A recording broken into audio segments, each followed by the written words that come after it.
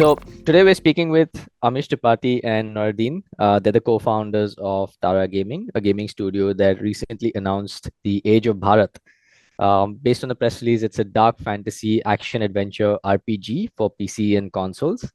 And starting with Amish, among many achievements, he's best known for having written 11 books since about 2010, with over 7 million copies sold. This includes the famous Shiva trilogy, which many of you have probably read. Along with Amish in this venture are Nouredine Abboud. He's the former executive producer of Ghost Recon Wildlands and the CEO of Novaquark. And of course, the legendary Bollywood actor Amitabh Bachchan, whose unmistakable voice was the one that narrated their game's first trailer. Over the next 30 to 60 minutes, the three of us are going to try and unpack a variety of topics surrounding the game and the state of video games in India. Folks, first of all, super excited to have you here on this chat with me, right? If you could just take a couple of minutes to tell us a little bit about yourselves and maybe answer the big burning question, which is why gaming, right? And maybe that's a little more relevant for Amish, since Nouredine, you've been in the gaming space for a while now. Yes. So I've been doing games for many years. I've made smaller games. I've worked on my own studio. I worked on very big games like the one you mentioned, Ghost Recon Wildlands. I worked on other Ghost Recon games. I worked on the Driver franchise, on the Brother in Arms franchise. I worked for a few years in a company called Ubisoft. To make it very simple, my job in entertainment is really to focus on, let's say, very big games. And previously, I had the opportunity of see the entertainment landscape evolve since the 90s because I was in media. I worked also in the music. And when we had discussions internally at one stage about opportunities and collaborations that could show up, at one stage, the idea of working on a project about India and all the famous Indian epics came around. And I had the feeling that there was an opportunity to do basically two things. One, to create an incredible game and an incredible series of game and even an incredible franchise about the big Indian epics and all those stories. And also the opportunity to work with incredible talent. And it can be, let's say, very mature, very high-level talent like Amitabh or Amish, but also, let's say, rookies, more junior talent. And so at the same time, we are right now building a big studio in India. And so our goal is to come with the opportunity to grow the talent. And I made you this introduction about myself and about the project, but it was also a way to intro Amish so that he can talk about him, but also about the opportunity to join this adventure in the realm of gaming. Fantastic. Amish, I'd love to hear from you. You've been, dabbling in the arts and entertainment for a while now, mostly through books and then shows, right? Why video games? Look, there's a rational reason and there's an emotional reason. The rational reason, if you think about it, I used to be a banker. I did my MBA from IIM Calcutta, and among the perfect opportunities is having the right product at the right place at the right time. I'm not a gamer. I have to be honest. I used to play, Donkey Kong, and that there was that shooting game, Wolf or something, when I was a kid, and Tetris. So I was never a serious gamer. So I had no idea how big gaming was as an industry. I mean, it is bigger than movies, books, music, theater, performances combined. It is massive. So in terms of product, it's the perfect, place to get into. It's also something that is suited for the kind of storytelling style that India has. We have an ideal narrative style to build a high-end video game. So that's the right product, right place. It's often forgotten that India began its economic reform some 12 years after China. We destroyed our economy with socialism a lot longer than China did. So when you look at India today, you have to compare it with how China was maybe 15 years ago, right? And that was the stage, if you remember, when China just took off, right? Um, I think we are at that stage where the per capita income is reaching a stage where many products that didn't have a market earlier suddenly have a market. Like in gaming, it used to be believed that you can only thrive in mobile gaming in India, which, as you know, has large unit numbers, but the revenue is not that big. But to draw an example from another industry, who would have thought that you could have theater in India where you could sell tickets for the equivalent of 250 pounds, 25,000 rupees? But you do have that now, right? So the market is opening up. Per capita income is reaching that place. So it's a right place. Um, and the right time, because the kind of changes that are happening in the global arena in geopolitics, with the challenges between the US and China. China as a market is drying up for the US. They are looking for the next big market, many in the West, and India has that perfect opportunity. We can grab it to capture much of the entertainment dollars as well. That's a rational reason. The emotional reason is actually very simple. My son is 16 years old. He loves gaming. He reads my books. His friends also read my books. But now suddenly I'm a cool guy in his eyes. Okay. So when I was approached by Nicola and Nouredine, do you want to work on a game? I called my son. He said, Dad, you have to do it. It's the coolest thing to do. And he sees me differently. It's a very deep emotional reason to get into it. My son thinks I'm cool, man. I think that's a lot more powerful reason than any rational business Oh justification yeah, could ever give you. that's why I saved it for the end. Fair, fair.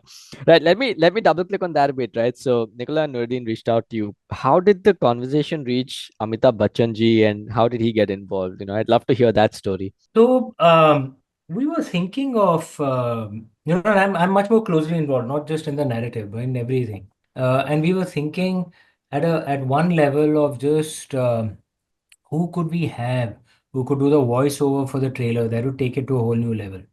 And I thought the absolute top end, there's no one better than Amitabh ji. Luckily, I've known him for many years. He's launched my books. He reads and likes my books. His blurbs are on my books. He's tweeted on my books very often. So he's read most of my books. So I know him. So I made the initial approach that Amitabh ji, would you be interested in something like this? And he also expressed interest because Abhishek, his son, is also an avid gamer. He asked for a meeting, and so Nicola flew down from London. Both of us went and met him. Amitabh ji loved the project and the rough cut of the trailer and the narrative design, etc., that we had. And what was most exciting was he said, "Listen, I don't want to just." Be one part of it. I want to be a part of the entire game. I want to be, kind of a co-founder. And for us, that was like, I mean, a gift from the heavens. Yeah, we asked just for one partnership, and he thought because he thought there's a rocking idea and an idea whose time has come. So we are delighted, honored, ecstatic that someone of he's a living legend, and there are artists and there are superstars, and then there's a living legend, and he's a living legend. He's beyond all statuses. So it's such an honor that he's a part of this project. Agreed. And his dedication to work despite having achieved so much at his age is Oh it's yeah. inspiring and enviable, I must say, right? Nishant, look, Noordine's a French guy, so he's normally always on time, very disciplined. But you know how we Indians are, right? And we have an Indian standard time, broadly here and there. But Amitabh ji, he's what? He's 80. He's achieved everything that you could achieve. We had a meeting and at like I think it was 3 p.m. and I had told Nicola that when Amitabh ji says 3 p.m., he'll be there at 2:55. So we made sure we were there at 2:45. 2:55, he walks in, right? He's so disciplined, focused. He'd given us, half an hour, stuck with us for an hour, chatted, questioned. What an inspiring man. Seriously. Very cool. And just before I move on to the next topic, right? You mentioned that Abhishek Bachchan is also an avid gamer. This isn't a very well-known fact among the gaming community, I must say. Do you have any more insights or information to share about that? What does he No, play? not very deep, but he told me that he loves gaming. So not very deep, no. All right. I will add you, Nishant, also, as I've been making games for many, many years, and I've been working with, let's say, many very talented people outside of the game industry. Basically, I've spent my years either working with junior kids and growing the ecosystem, or convincing people outside of gaming to come and bring their talent. It can be actors, it can be writers, but and to be very open, is the first time I'm doing something with talent in India. But the reason why I'm mentioning this is I can tell you there's one thing in common. 100% of the people that I convinced to join us in the adventure of gaming at one stage talk to me about their son. And as you know, I worked with Don Winslow, a famous writer on Ghost Recon. We had a long discussion about his son, etc., etc. So I will add to this discussion, which is, I think in general, it tells a lot about, let's say, the opportunities of gaming, but also the fact that gaming is still, let's say, in limbo in some aspect. Many people say, okay, I love gaming, but my kids love it even much more than me. And I think this is for us, and again, I'm saying it as a general element. I think it tells a lot about, I think, two things. A little bit maybe of the social stigma. I think there's a little bit of point of view when you're a successful businessman or successful artist or creative. Sometimes it's complicated to say, okay, by the way, I'm also a gamer. But it also tells a lot about where the culture is happening nowadays. And we like it or not, basically you have a bigger loudspeaker when you're talking through gaming, because that's where the people are. But the funny thing, I'm a little bit younger than Amitabh or some of the people you mentioned, but I'm still 51 years old, so I can be considered old by some people. It's been like that since I was 20 years old. Things haven't changed. I've seen the things in the 80s, 90s. So I wonder, that's where I want to go.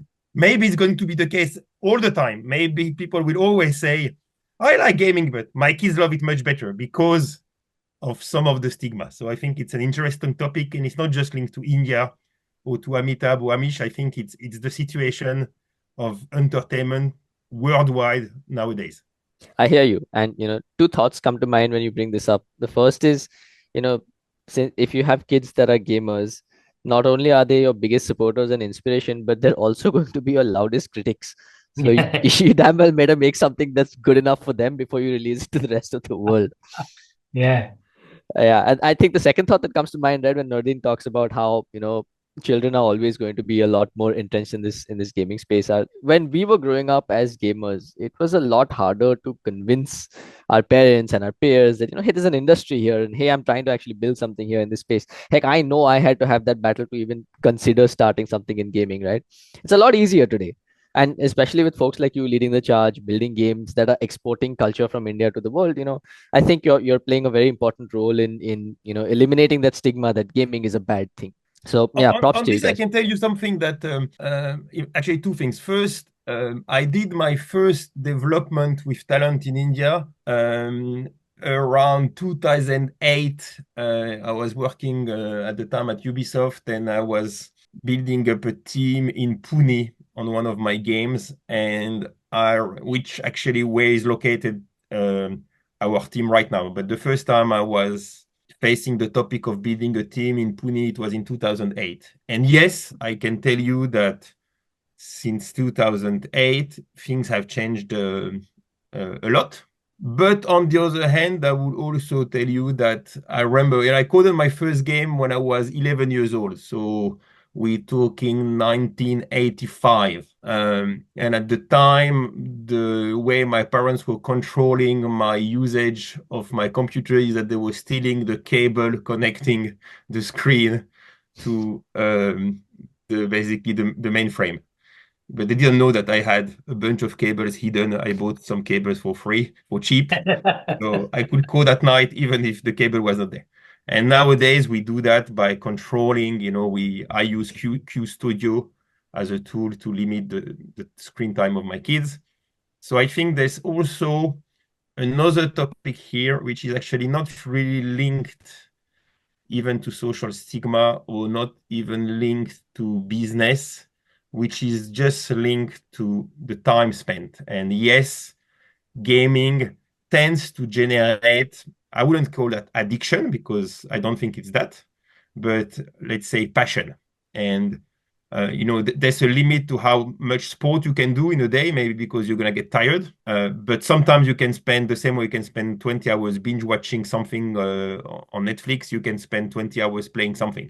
And so I think that this is probably never going to change, even in 100 years, you won't be stealing the cable or you won't be using QStudio, but you will always be trying to teach to your kids that everything comes with a dose of measurement. And so I think all those things are right now mixed up in people's mind, be it in India or outside of India. And I'm happy that with the project we are doing, working with Amish, working with Amitabh, working with Indian epics, we can bring a positive point of view about those things. And yes, if your kids end up spending 10 hours playing our game, let's have them learn stories about India, learn about the culture of India, and even hear the voice of somebody like Amitabh. And so I think we'll have a different point of view on what some people call addiction. Yeah. And Nishant, if I may add, I think Nouredine makes an important point among the kind of socio-cultural changes. I don't know what your age is, Nishant. I'm 50. When I was growing up, there was no question of having the money for PlayStations and things. We simply didn't have the money. I grew up in a very humble background. That obviously puts um restrictions on your enjoyment of a game, right? I mean, the first games, like I said, that I would have played would be those simple computer Tetris or something, which aren't really that awesome. So at that age, when I had the time, we simply didn't have the money for the kind of great games that could generate passion. But the second thing, I think one of the things that the parents think about is if my child is playing so much on a game, what are the kind of things that he or she is learning from that? And if our impression is basically just randomly going around, killing people in that, and there's no learning, then that builds a worry in the back of the mind, right?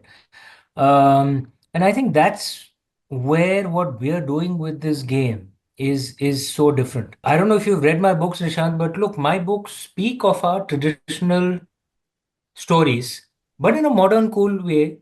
And most of my readers are actually the youth. Yeah. And which is why you'll find even the parents don't mind their children reading my books as compared to uh, some romance novels which may get a little too risque, as you know, right? But my books aren't considered controversial. The parents don't mind it if my books are there Yeah.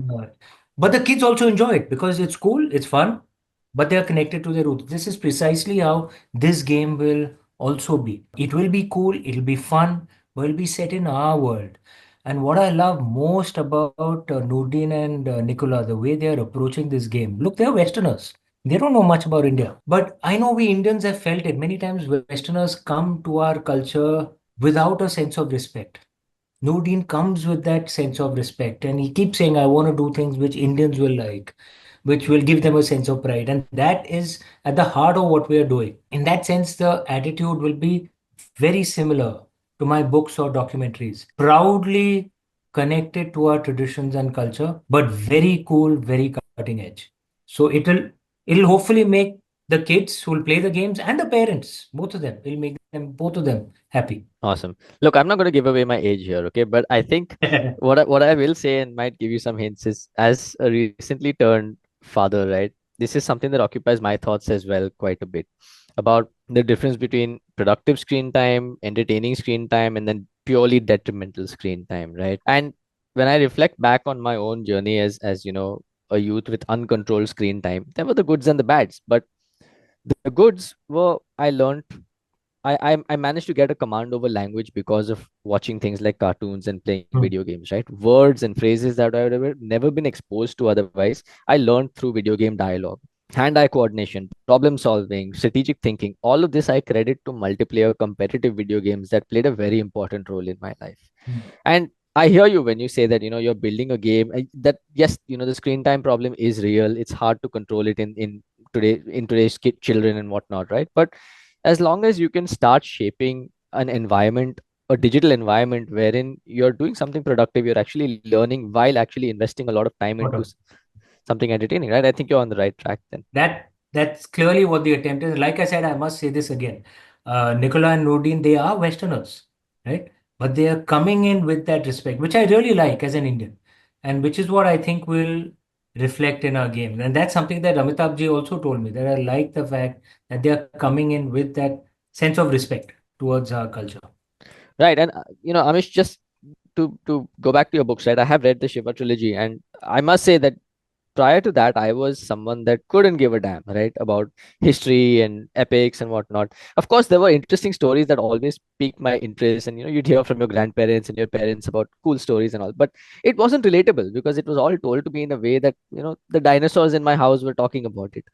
And your books really brought a youth perspective on it, a modern take on it, and I think it's cool that you're trying to bring that to video games today in collaboration with guys like Nouredine, right?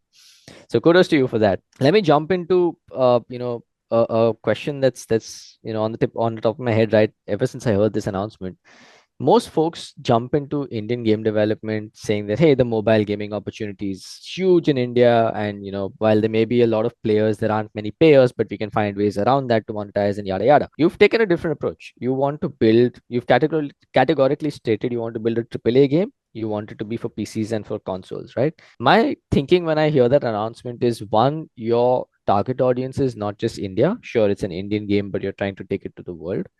And two, you're going to need a lot of money and a lot of talented people, which India may not have today.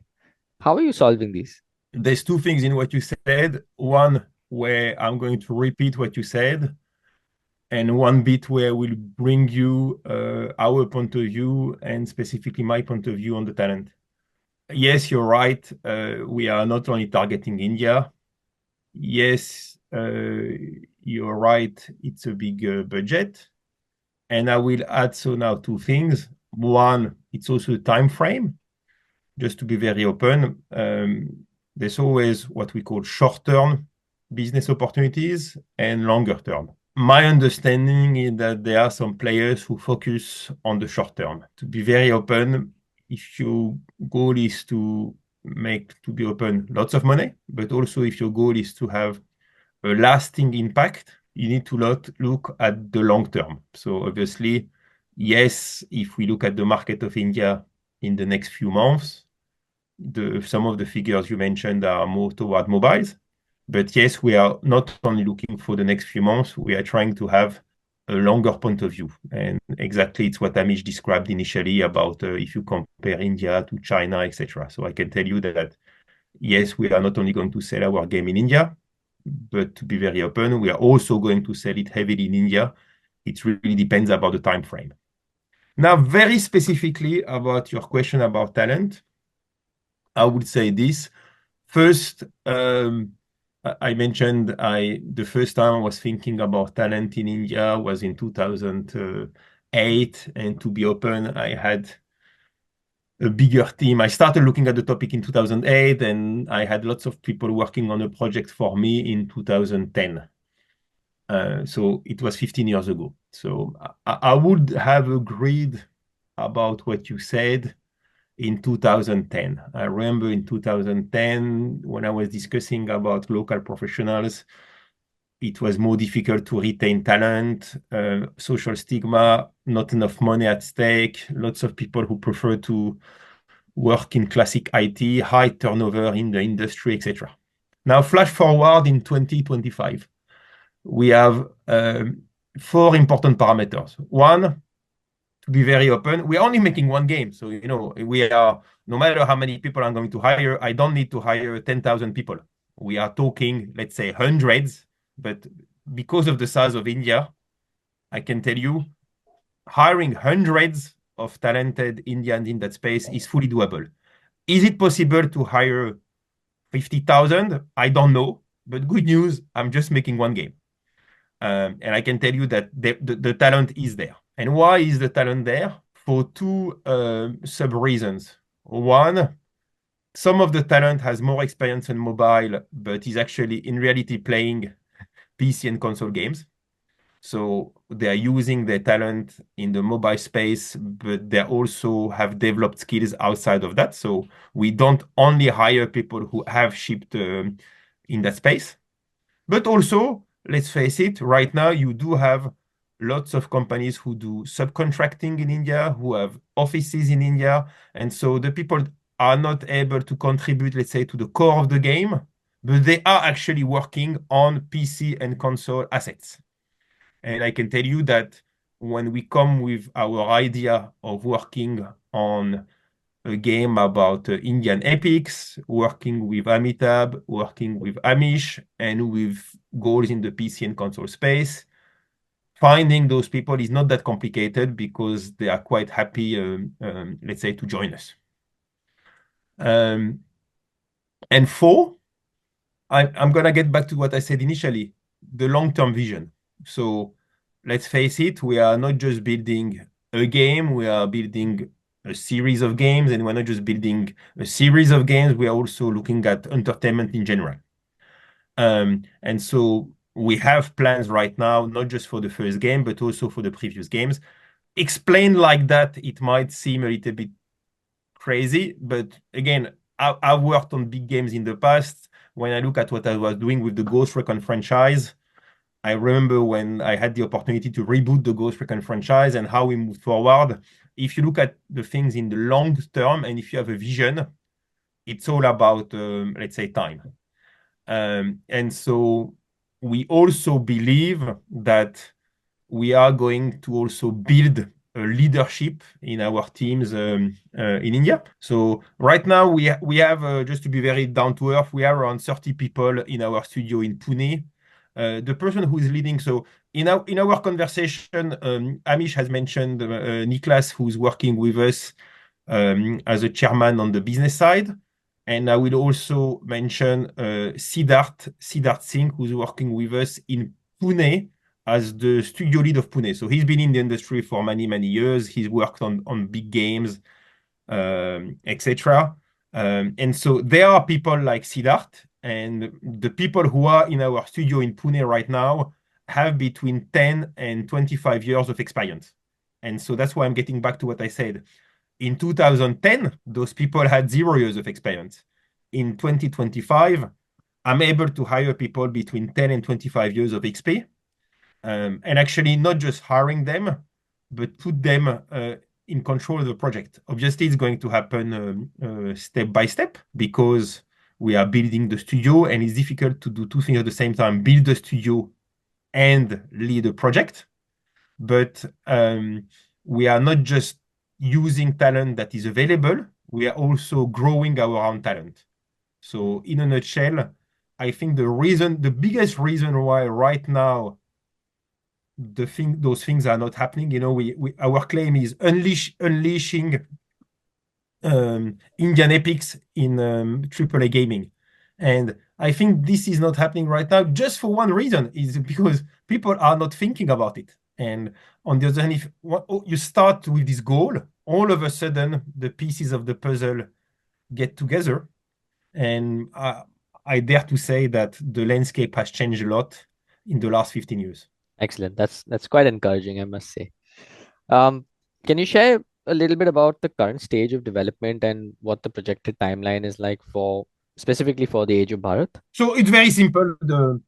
You mentioned we released the trailer, and the trailer has a few words on the screen, and one of the words on the screen is pre-alpha.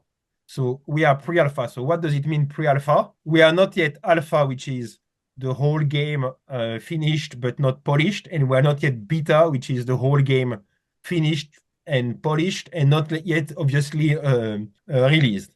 On the other hand, what is already done, we've completed what we call the conception, so the ideas, and the pre-production, which is setting up all the pipeline. And right now we are in pre-alpha phase. In terms of number of people, it means that we are right now north of 100 people working on the project. which is, it's at this stage still a very small team for the sort of project we're doing, but already starting to be a big enough team to be able to move forward. For the timeline itself, to be open, what we will not do is commit at this stage on a time frame. For one reason is because, as Amish mentioned, we will not ship a game that is not at the highest level. You also mentioned kids tend to be very critical. And so we cannot say we want to unleash Indian epics in AAA gaming and come with an average game. And what you know when you are a game maker is that predicting excellence is easier when you're close to it. So I would say that we are on the same time frame of usual AAA games, let's say between 2 to 5 years time frames. We've already been in the project for more than a year. When we will be ready to announce the release date, we will do it. However, and that's the last thing I will say on this, we are very busy right now moving forward. And what does it mean moving forward? When you are pre-alpha, you have basically an idea of your game. What you have your basic pipelines. You haven't started creating the final assets. So I will give you one example. You are using temporary animations. You want to have an overview of the whole game, but you need to use temporary animations because going into mocap, so basically recording the movements of the actors, doesn't make sense when you're in conception and pre-production. So right now, one of our next steps is to actually start working with mocap studios, motion capture studios, and recording the movements of the combat, of the people who are fighting in the game, of the actors, etc. So this is one of the steps that we are going to do. And this way, I hope you have an understanding of where we are and where we are going. No, this is cool. I think there's been a lot of claims of late within the industry of studios aiming to make AAA games, but few seem to be as grounded about what it actually takes, right? You seem to be checking all the boxes because a game like Black Myth Wukong, for example, right, took what north of $70 million to make, about 7 years, a team of about 300 odd people. And what you're saying kind of resonates with what it took them, right? It's going to take you up to 5 years. It's going to take a few hundreds of talented people. You're going to have to build some talent in house to get this done as well. So I think it's cool that you're one of the few that's not saying, "Hey, I'm building a AAA game," and then launching in like 1.5 year, and then there's just you've thrown crap on the wall and it didn't stick. So I'm glad that you're not taking that approach. Um, what I also wanted to ask is, how are you guys, the three of you co-founders, dividing up the work, right? And I'll come to my second part of that question later, but let me first understand, how you guys are divvying up the work between the three of you. So just to be very clear, and here I'm going to relate to what you just said. Games take hundreds of people. And so let's be clear. We are talking about the co-founders, Nouredine, Amish, and Amitabh. Let's be clear. The development of the game is not Nouredine, Amish, and Amitabh meeting 3 times a day and deciding about the game. This I want to be clear. Of course, yeah. Because we are in the field of entertainment. The reason why we are mentioning those 3 names is that they all have some impact in their field. Obviously, Amitabh is a legend, not just in his field, but in general. Amish, he is very strong in the field, and the fact that you mentioned that his writings made you change your perspective about some of the stories of India shows the long-lasting impact that Amish has in his field.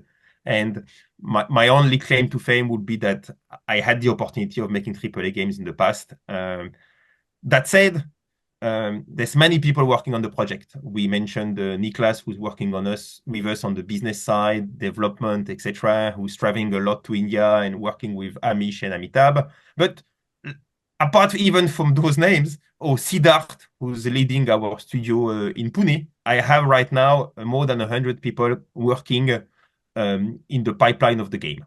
So I would try to be able to answer to your question in a very simple way. Everybody is working in his line. So when we are discussing with Amish, we are talking about his understanding and his deep knowledge of India, Indian epics, the storytelling, our even let's be direct, our marketing approach, because he knows how to talk to about this topic. Obviously, when we are interacting with Amitabh, it's about his field of understanding India, the stories, also about voice acting, and also anything linked to basically cinema, which is his field. And so that's basically the bit between Amish, Amitabh, myself, and the other part, and that's how I want to phrase it. Every game team who thought one day that star power, no matter what it is in the game industry, would compensate what we call production pipelines made a mistake. And at the core of the day-to-day development of this project, there is a production pipeline. And what does it mean? It's as simple as that. We follow basic game development practices. One of them is having what we call sprints. So basically, we've divided production into 2 weeks period. Every 2 weeks, we look at how the game is progressing, and we have company-wide meetings and decisions. And in those decisions, let's be very open. The people who have the biggest say are not really even me or even Amish or even Abhidab. It's actually the people who are making the games. So when it comes to our talent in India, it's a Siddharth. When it comes to our tech, it's tech people, etc. I'll give you one specific example. We have a guy in our team called Tushar Patil. He's worked for many years at Ubisoft. He's very important for us on the tech side in India. And obviously, for me, listening to his feedback about where we are going with the game development is a very important thing on a regular basis. Great answer. Now I have to ask a very silly question. Is Amitabh Bachchan going to be a playable character in your game? Is he going to voice over a character? Answer very precisely to your question. What we have communicated about is that in this game, you'll be able to customize your character. And maybe you have seen that the last thing you see at the end of the trailer is the logo. And in this logo, we have 4 characters showing up, male, female, and different kind of weapons. This image is very important because, and here I'm going to get down to what you said about kids. Nowadays, kids, when they play games, they're very, let's say, they put their soul in the game. But the big difference with other media is they can create actually the experience. And so for us, it's very important that, like in some of the most successful games on the market, our players will be able to create the character they want. And so the core of this game is, when it comes to character, is what we call agency. So the capability of creating your own character and being able to play with your character in the game. That said, yes, Amitabh is going to have a role, like Amish said, very initially, not just as a co-founder helping us about the story and the world, not just as the person who's voiced the trailer, but as somebody who's going to bring his artistic skills inside the game. Exactly in what format is it going to happen? It's not something we want to talk at this stage, mainly just to be very open, mainly because of the process that I just listed, which is it's never good to talk about things until they have not been done. But I really insist on this because, and actually, even the people who listen to the podcast, if they want very, very down to earth, very precise answer to their questions, not just about how the game is done, but let's say the content of the game, looking at the page we have on Steam or the page we have on the Epic Game Store. The game is PC and console, but we already have a page on Steam and Epic Game. We have a fully detailed description of the game features. And so for me, it was very important for the people to understand that even if we show a trailer with one character, one weapon, you will be able to customize your character. And which means that no matter how much agency and character customization your kids want, and I'm sure if you ask your kids, they will tell you that, you can tell them and look straight in their eyes, yes, in the Age of Bhaarat, you will be able to create the character of your dreams. Hey, why just limit that to kids, right? Like, I mean, I'm personally one of those that'll spend hours in Skyrim or Elden Ring just making sure my characters is picture perfect before I actually step out into the game, right? So I think that's a value proposition that appeals to more than just kids. But because you didn't want to reveal your age, Nishan. Maybe I thought you were still a kid. Touche. All right. Um, let's double click on the game a little bit, right? I believe we have another 10-15 minutes to go. So let me ask a couple of game related questions here. Um, you've talked about character customization, and it sounds like there's a lot there already. You revealed some of the grappling hook gameplay for in-world traversal. What can players expect in terms of combat, in terms of story, in terms of strategic thinking? Any sort of hints and teasers you can give us about what to expect would be lovely. And here I'm going to be, again, you mentioned we are really talking about the game. I'm going to get a little bit technical. Um, in the field of high stake action games, and if you look right away at the market nowadays, people tend to refer to this category as Souls-like, and so close to a game called Dark Souls. And in the Souls-like genre, um, which tends to, let's say, blur the boundaries with what we call action adventure games. You could say, okay, Lara Croft was an action adventure game, or God of War was an action adventure game. Now, in the Souls-like segment, has some very specificities, usually linked to difficulty, replay value, etc. I warned you, I will be getting very technical.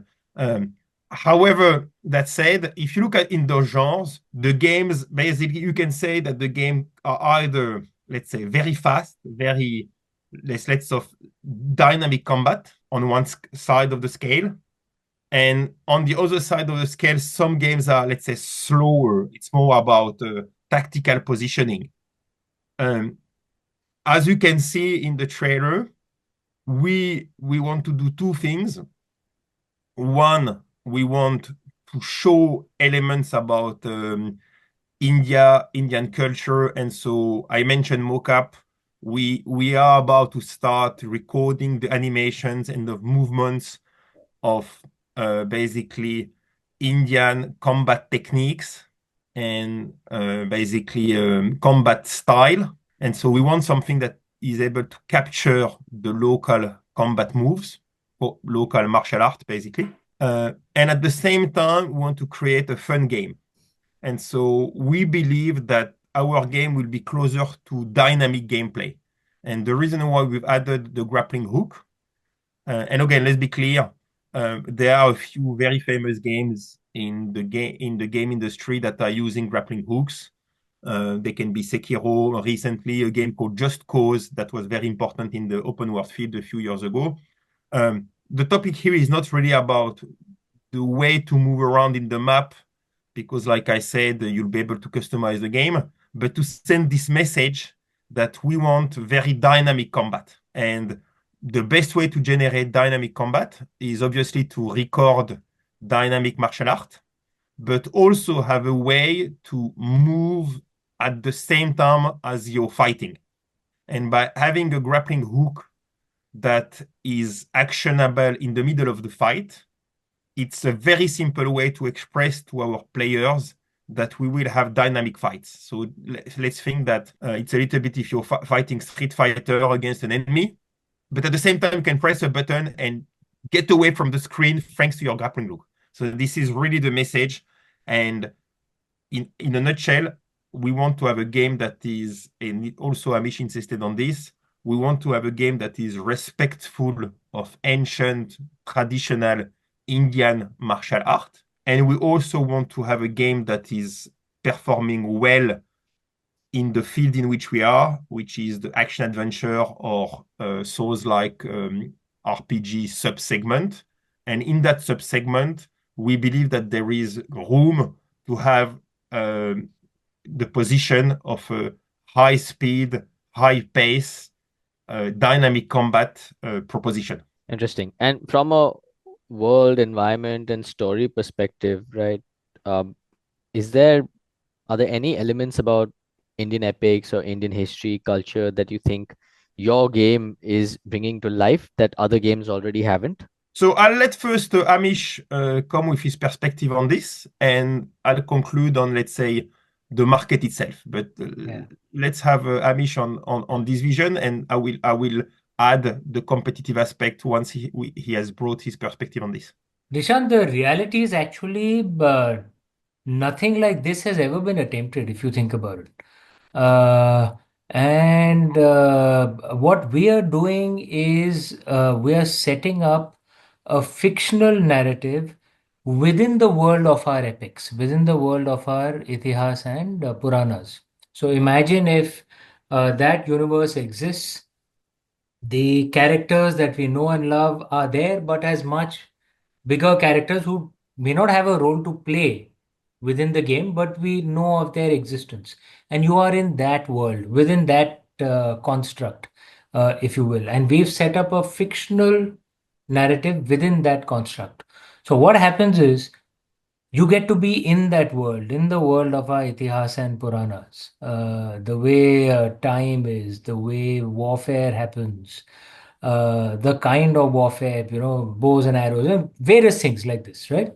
But it's a fictional environment within that construct.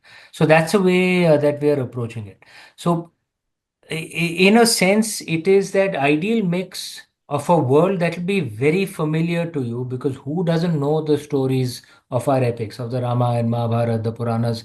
Every Indian does, right? But it'll also be a fresh story within that, with fresh characters, right?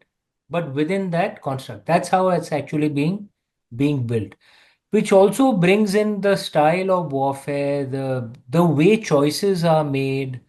Uh, if you see in our traditional way, it's never a simplistic black and white. Things are complicated, things are nuanced. We are building in those complexities and nuances as well, which I think will make for a much richer experience. It won't be just a demon killing game. You actually get a richer experience because things are not going to be so simplistic. Choices are not going to be so simple. And of course, even the style of warfare, everything will be, true to that world, but in a very, very stylized way, in a very cool, hip way.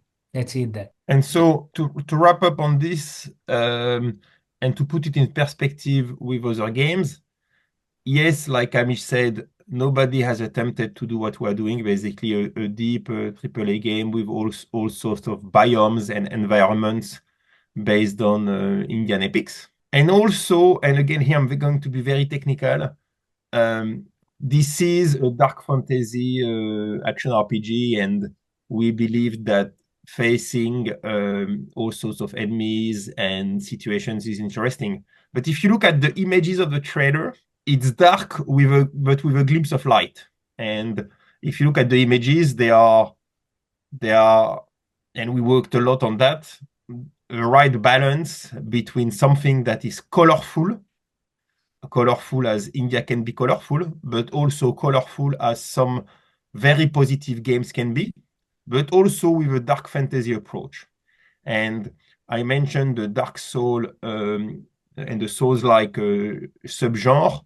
I believe there is an opportunity here to come with a game that is going to give you the pleasure of modern action-adventure games, but with an imagery that is going to be able to a larger audience. Like we said, my goal is not just to sell games in India, but also to a global audience. And I think there is an opportunity in the general action-adventure Souls-like segment to come with something that is not just new because it's based on Indian epics, but also that finds its own path between the light and the dark. Very cool, guys.